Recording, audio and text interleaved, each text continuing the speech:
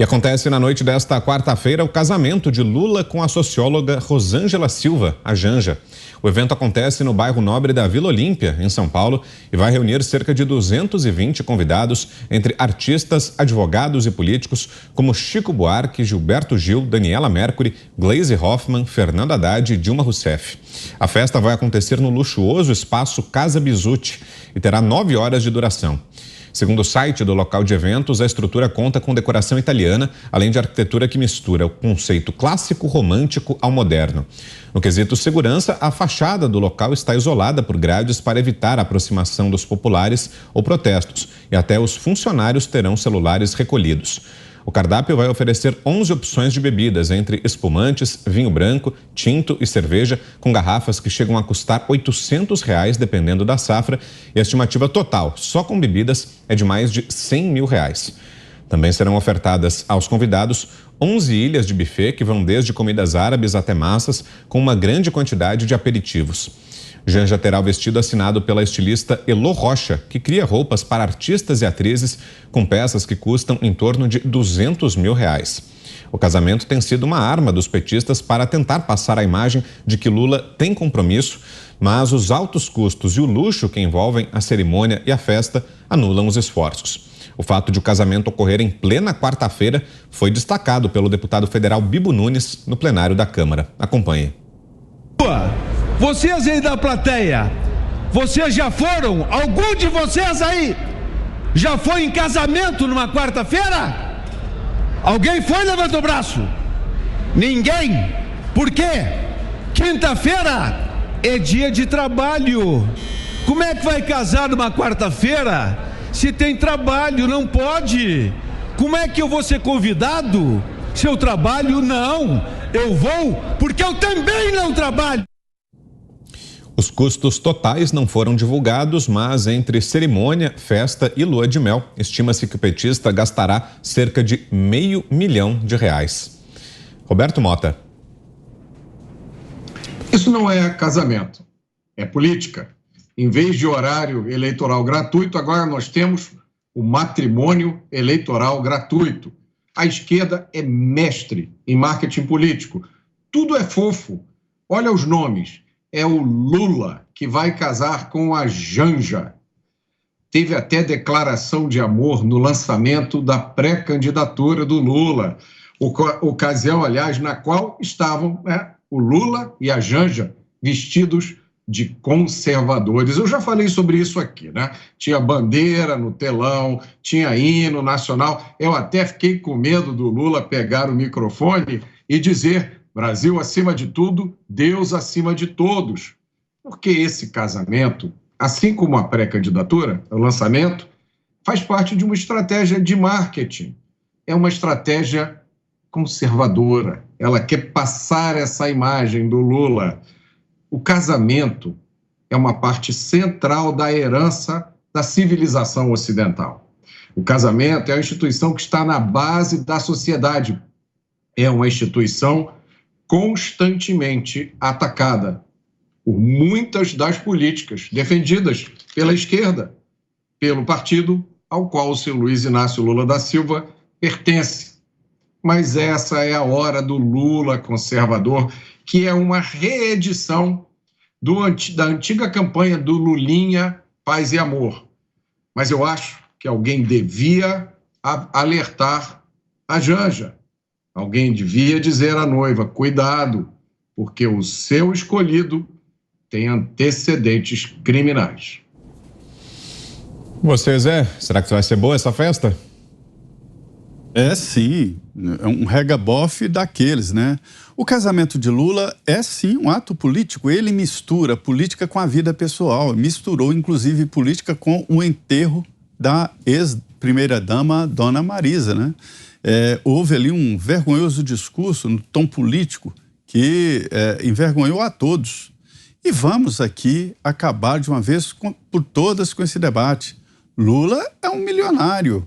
E casamento de milionário, seja o primeiro, o segundo, o terceiro ou quarto casamento de milionário, é sempre uma demonstração de riqueza. É esta a ideia, é a demonstração de riqueza. Não há por que ter dinheiro se não houver a demonstração de riqueza. A gente fica perguntando, né?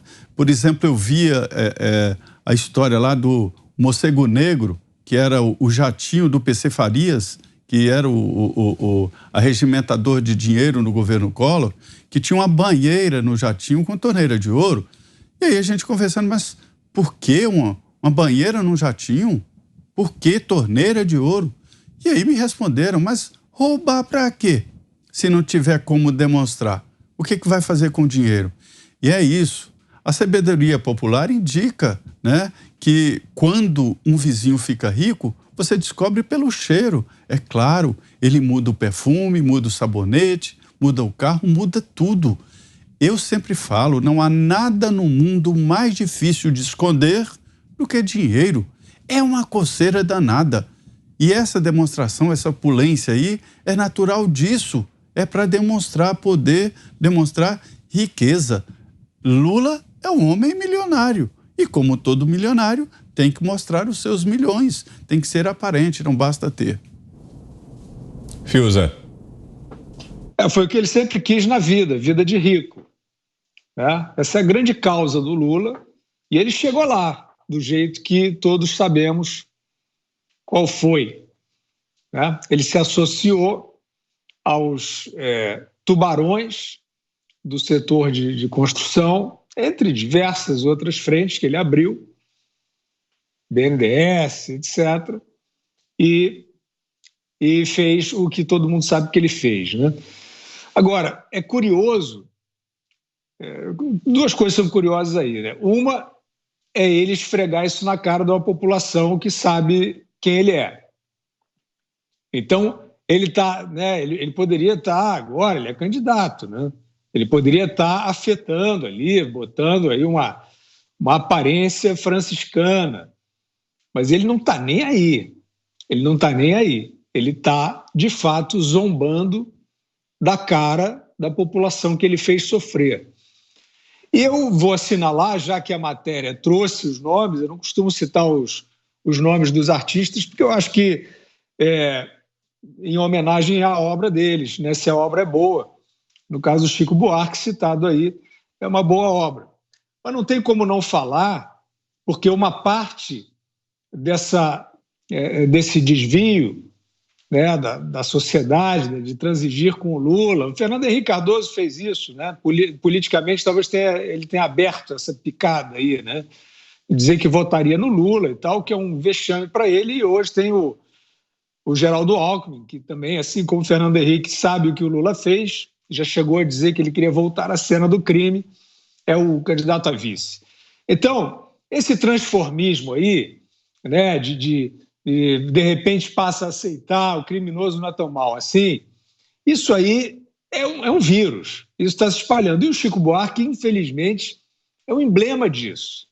O Chico Buarque ele é casado com esse personagem que ele acha legal ter, ele tem uma poesia fora de série sobre justamente questões sociais. Mas ele escolheu os totens dele, o Lula é um deles, infelizmente, e ele não sai daí. Ele enguiçou nisso aí. Se reconhecer, ele acha que o cenário dele desmonta. E eu lembro que num dos momentos em que a Petrobras foi dentro das investigações dos crimes cometidos com regência do Lula contra a Petrobras, contra o Brasil, os brasileiros, esses que aparecem na poesia do Chico, os brasileiros desfavorecidos e tal, no dia que a Petrobras tinha que devolver uma quantia, se eu não me engano, em torno de $1 bilhão de dólares para acionistas norte-americanos, nesse mesmo dia, no dia seguinte, o Chico Buarque convidava o Lula para um futebol no campo dele.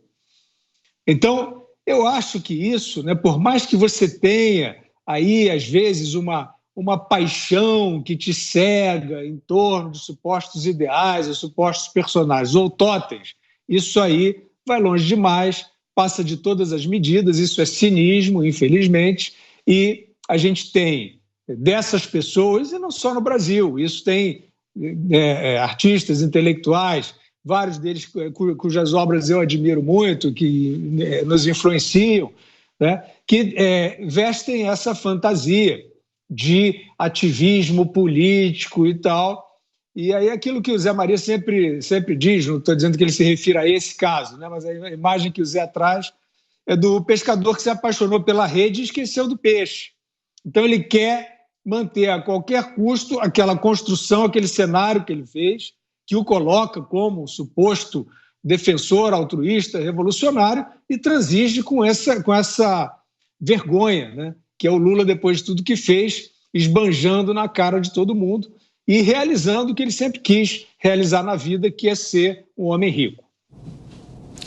E como toda quarta-feira, na nossa última meia hora, a partir de agora, então a gente dá as boas-vindas ao Alexandre Garcia, já está aqui com a gente. A gente já te traz para a conversa, Alexandre, pedindo suas impressões aí sobre o evento de hoje à noite, o casamento de Lula. Boa noite, Alexandre. Boa noite, Brown, boa noite, Zé Maria, Roberto, Fiuza. Olha, eu desejo que sejam felizes, né? Lula já é 2 vezes viúvo, né? Tem direito, enfim, a ter um casamento, que ele seja feliz. A senhora Rosângela fez carreira na Itaipu Binacional, né? E já conhecia Lula já há algum tempo. Agora, o que eu gostaria de ver é que o ambiente do casamento, né? Que não seja aquela filmagem que fizeram lá em Juiz de Fora, em que a gente só vê o palco e não vê a plateia, para a gente ver em que qual o grau de suntuosidade, ou quem são as pessoas que estão lá. Eu acho que não vai ser um comício, que não vai ser algo favorável, que não vai ser uma peça de marketing positiva. Eu acho que é o contrário. Eu acho que não vai pegar bem para a esquerda assim, mais arraigada contra o casamento, que é uma coisa conservadora, uma coisa antiquada, né? E por outro lado, os mais pobres vão olhar e vão ver o vestido da noiva, o modo como está usando. Tomara que ele não use de novo aquele relógio de 80 mil, né, no pulso, porque é um problema sério. O discurso que o Lula tem, né, para se igualar aos pobres, né, e as amizades que ele tem com grandes banqueiros, empreiteiros, como aconteceu, né. É aquela coisa, talvez alguém tenha falado para ele sobre Getúlio Vargas, que era o pai dos pobres e a mãe dos ricos. Acho que ele consegue fazer esse tipo de juntar essa dualidade em uma só, essa simbiose que é o Lula, né? É uma mistura de muita coisa e as pessoas não ficam entendendo. Agora, o que a gente tem não é falta de memória, é um bocado de fanatismo, de falta de opção, que opta por Lula. Me falaram que ele tinha feito promessas de largar a política para ficar com a Janja, se dedicar mais a ela. Às vezes a gente ouve declarações dele que parece que quer provocar isso mesmo, né? Olha, eu não aguento mais isso aí, por isso eu brigo com deputados, eu brigo com policiais, eu brigo com as mulheres, eu faço essas declarações que eu estou fazendo para ver se o partido me diz assim: Lula, assim não dá. Bom, se não dá assim, então eu paro essa campanha. Assim que ele perceber que há uma disparidade entre as pesquisas e o povo na rua, ele talvez vá pensar a respeito disso. Mas, em suma, eu desejo que, depois desse casamento, que sejam felizes, né, o casal Janja e Lula.